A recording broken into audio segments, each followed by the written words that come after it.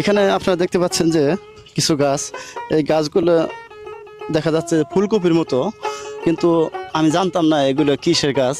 এখানে আমাদের যে সহায়তা করতেছে, যে আনছে ট্রলারে, সে বলছে যে এটা তামাক। তামাক গাছ কেমন আমি কখনো দেখি নাই, এই যে আজকে প্রথম দেখলাম। আপনারাও দেখেন যে তামাক গাছটি, এটা কি অনেক বড় হয়? অনেক বড় হয় মানে কতটুক লম্বা হয়, কতটুক? বিশাল বড় বড়। এটা কি লাউ গাছের মতো কি এই যে ছড়ায় যায় নাকি সোজা হয়ে থাকে? সোজা হয়ে থাকে।